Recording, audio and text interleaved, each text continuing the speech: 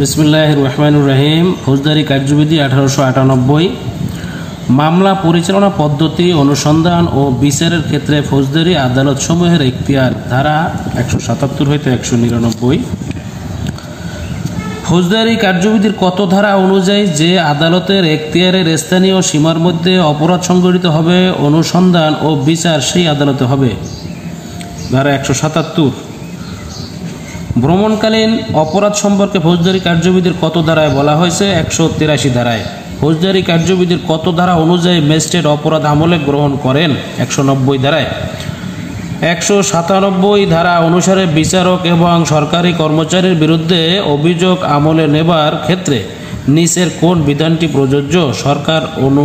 সরকারের পূর্বানুমতি ব্যতীত অভিযোগ আমলযোগ্য নয়।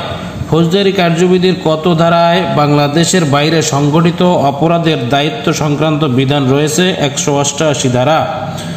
ম্যাজিস্ট্রেট ঘটনা আমলে নেবার ক্ষমতা না থাকলে বা অভিযোগটি মৌখিকভাবে করা হলে কোন পদ্ধতি অনুসরণ করা হয়? ফরিয়াদিকে উপযুক্ত আদালতে প্রেরণ করতে হয়।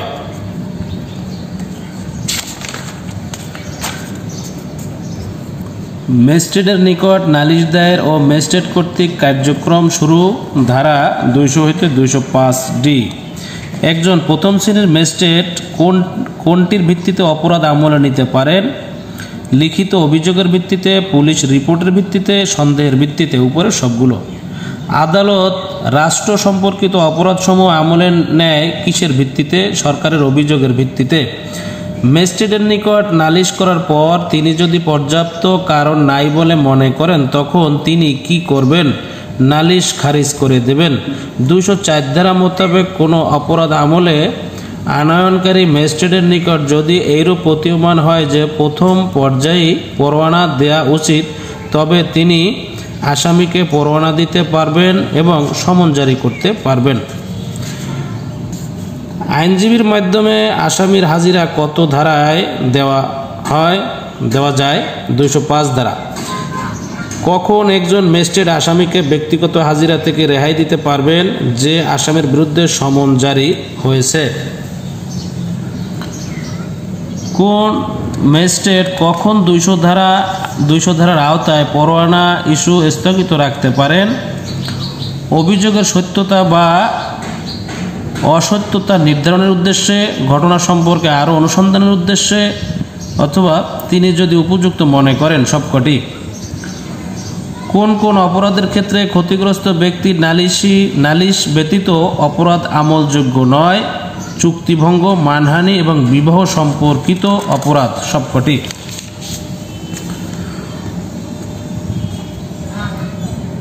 ম্যাজিস্ট্রেট আদালতে মামলার বিচার, ধারা 241 ক হইতে 250।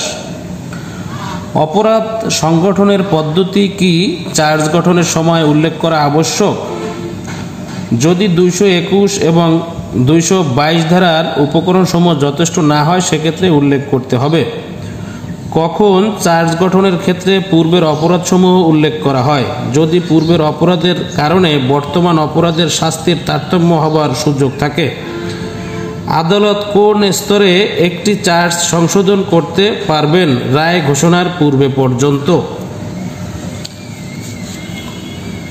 চার্জ পরিবর্তনের ফলে কোনটি ঘটতে পারে? সাক্ষী সমূহের পুনর্পর্যবেক্ষণ অথবা বিচার কার্য স্থগিতকরণ। কোন অপরাধের অভিযোগ গঠনের সময় সুস্পষ্ট দফা বা সুনির্দিষ্ট তারিখ উল্লেখ করার প্রয়োজন নাই? অপরাধজনক বিশ্বাসভঙ্গ এবং অসৎভাবে অর্থ আত্মসাৎ। অভিযোগ বা চার্জ গঠন কোনো ভুল হলে কোনটি ঘটে? যদি আসামির বিভ্রান্তি সৃষ্টি না করে তবে গুরুতর বলে গণ্য হয় না। কোন ক্ষেত্রে একাধিক অপরাধের বিচারের উদ্দেশ্য একটি অভিযোগ গঠিত হয়? এক ধরনের 3টি অপরাধ 3 মাসের মধ্যে হলে, একই ধরনের 3টি অপরাধ 6 মাসের মধ্যে হলে, একই ধরনের 3টি অপরাধ 1 বছরের মধ্যে হলে। সবকটি। কি অপরাধ সংঘটিত হয়েছে সে সম্পর্কে সন্দেহ থাকলে কোনটির জন্য অভিযোগ গঠিত হয়? সকল অপরাধের জন্য অথবা কোনো একটি অপরাধের জন্য অথবা বিকল্পভাবে অভিযুক্ত করা যাবে সবগুলো। কত ধারার অধীনে বিচার স্তরে একজন ম্যাজিস্ট্রেট অভিযোগের সত্যতা স্বীকারের ভিত্তিতে দণ্ড দিতে পারে? 243 ধারা। কত ধারায় ম্যাজিস্ট্রেট কর্তৃক বিচার্য মামলায় মিথ্যা, তুচ্ছ ও বিরক্তিকর অভিযোগের জন্য ক্ষতিপূরণের বিধান রাখা হয়েছে? 250 ধারায়।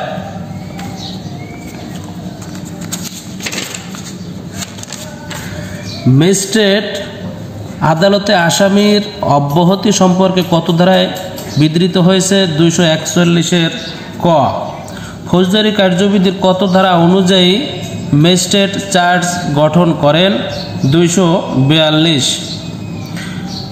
নারাজি পিটিশন নামঞ্জুর হলে কি করতে হয়? রিভিশন করতে হবে। চার্জ শুনানির পর ডিসচার্জ হলে বাদী কি করবেন? রিভিশন করবেন। ফৌজদারি কার্যবিধির কত ধারায় আদালত অবমাননার কতিপয় ক্ষেত্রে সংক্ষিপ্ত পদ্ধতিতে দণ্ডদানের বিধান রয়েছে? 480 ধারায়। আদালত অবমাননার ক্ষেত্রে 480 ধারা অনুসারে সংক্ষিপ্ত পদ্ধতিতে সর্বোচ্চ শাস্তি কোনটি? 200 টাকা অর্থদণ্ড, অনাদায়ে 1 মাস কারাদণ্ড। আত্মসমর্পণ বা ক্ষমা প্রার্থনা করলে আদালত অবমাননার ক্ষেত্রে অপরাধীকে অব্যাহতি দানের বিধান রয়েছে কত ধারায়? 484 ধারায়।